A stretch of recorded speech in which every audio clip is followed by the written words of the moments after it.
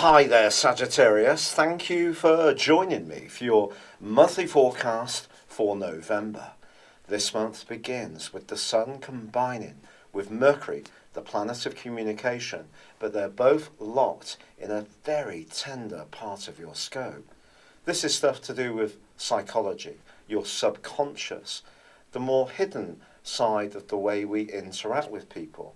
It's not always about what we say. Sometimes it's about what we don't say at all, but our body language. And all this kind of stuff is going to see you potentially wanting to step back a little bit and have that much more time to think about some rather sensitive strands in your life.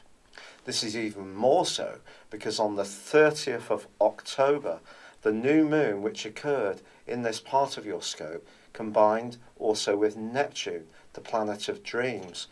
Now Neptune for you has been in your sector of emotions, and certainly this year and between mid-May and pretty well mid-September it was forging a very difficult angle with Saturn, the planet of structure, which is transiting through your sign. Well, the great news is that that has come to a close, and also that Jupiter, your ruler, in a much more optimistic location now, is forging an amazing link with Saturn all through this month.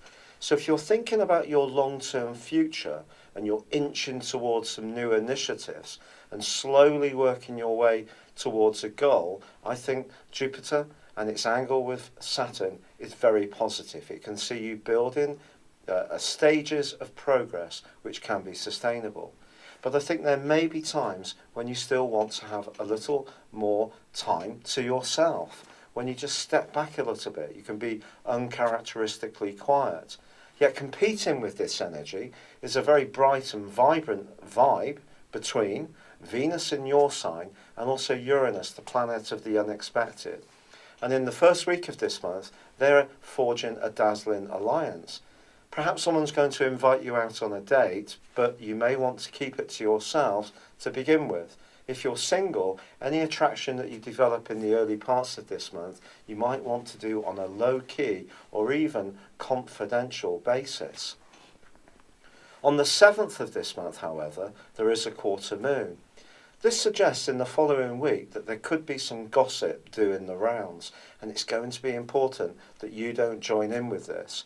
Your imagination can also be piqued during this time, and if you are feeling anxious in any way, it's much more likely to surface.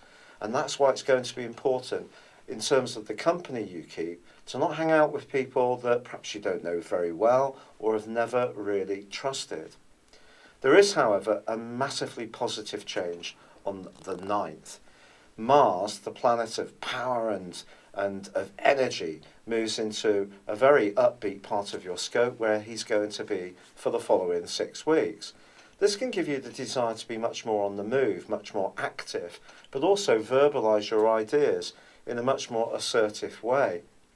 Now there is another change which occurs on the 12th, and this is going to see Venus, the planet of love and affection, move out of your sign and into the sign of Capricorn.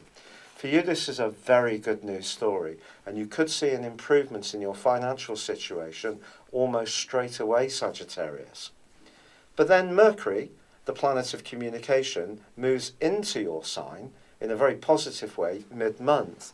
This is great because any ideas that have been on the back burner can really start to come into the foreground. And also, if you have been feeling a little bit more reticent to join in with others, even uncharacteristically so, I think this is going to put you much more on the front foot. But there's also a full moon at the heart of this month. And that suggests that if there are any hidden doubts or worries swirling around your situation, you do need to try and confront them and not sweep them under the mat. Now, the Sun is going to be arriving in your sign on the 22nd. But there is something before then which I think is so important for you. And that is that Neptune ends its 5.5-month backward journey on the 20th. When it comes to your emotional situation, where you live, or your closest relationships, or family life, if there has been a bit of a cloud, or things have not been flowing as you would like, then I do feel there can be a bit of an ease in. And with the sun bursting into your sign on the 22nd, your energy and vitality and drive are going to revive too. But Neptune's still going to have a say in this month, but I think it's from the 22nd to the 27th when there could be a key opportunity financially. And this is when Venus combines with Pluto.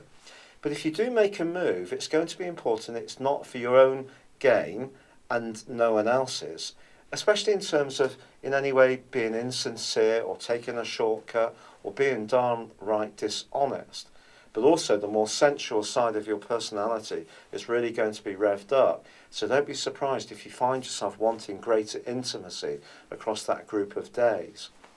The new moon in your sign on the 29th is an opportunity for you to recast your personal identity in some way. So a makeover, a new way of thinking, or new projects, or re-energizing the important ones that are already ongoing, particularly with Jupiter and Saturn's help, is all possible. But this new moon is going to be squared by Neptune. So Neptune's dreamy and dissolving and confusing energy is still going to be there in the background, but just not quite as potently as earlier in the month. But you still need to make sure that any moves you make personally are thinking about the emotional consequences and how they play out with those people closest to you. It's been a real pleasure being with you. Thank you for joining me. Good luck and goodbye for now.